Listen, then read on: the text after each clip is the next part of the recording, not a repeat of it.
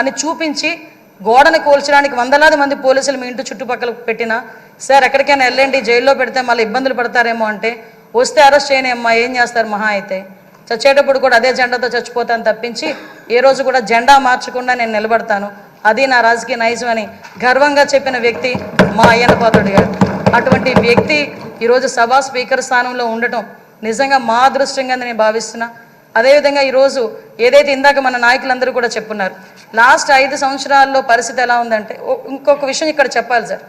ఎందుకనంటే ఈరోజు ఒక బీసీ నాయకుడిని ఒక 40 సంవత్సరాల సుదీర్ఘ అనుభవం రాజకీయ అనుభవం ఉన్న ఒక నాయకుడిని సరైన పొజిషన్లో సరైన మనిషిని సరైన పొజిషన్లో కూర్చోబెట్టేటప్పుడు ప్రతిపక్ష హోదాలో ఉన్నవారు ప్రతిపక్ష హోదా కూడా కాదు మినిమం మా పార్టీ ఎమ్మెల్యేలు ఇక్కడికి వచ్చి పార్టీ సభ్యుల కింద మిమ్మల్ని కూర్చోబెట్టడం ఒక సంప్రదాయం. సాంప్రదాయాలకు విలువిచ్చే ఒక పార్టీగా సాంప్రదాయాలు విలువిచ్చే అధికార పక్షంగా నిన్న కూడా ప్రమాణ స్వీకారాలు చేసేటప్పుడు 11 మందిలో ఒక ఎమ్మెల్యే మాత్రమే జగన్మోహన్ రెడ్డి అన్న వ్యక్తి, అతనికి ప్రతిపక్ష హోదా లేదు.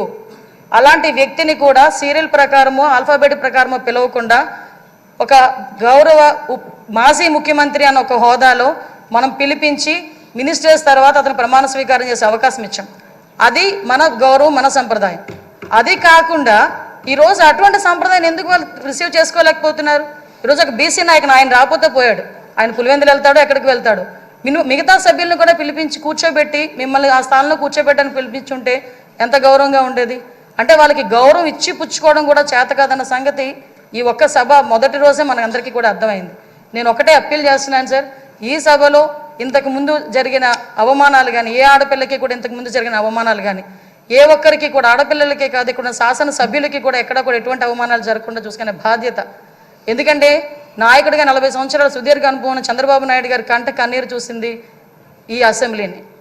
అటువంటి ఈ అసెంబ్లీలో ఆ రోజు కౌరవ సభగా ఉన్న అసెంబ్లీలోకి మళ్ళా గౌరవ సభగా వస్తానని చెప్పి ప్రమాణం చేసి ఇంతమంది సభ్యుల్లో గౌరవంగా మమ్మల్ని కూడా తీసుకొచ్చినందుకు ప్రత్యేకంగా ఆంధ్రప్రదేశ్ రాష్ట్ర ప్రజలందరికీ కూడా ధన్యవాదాలు తెలియజేసుకోవాలి. ఎందుకంటే 175 మంది అంటే ఒకటి మాత్రం చెప్పాలంటే 5 కోట్ల ఆంధ్రప్రదేశ్ ప్రజల్లో 175 మందికే వస్తుంది అధ్యక్ష అని పిలిచే పలుకు.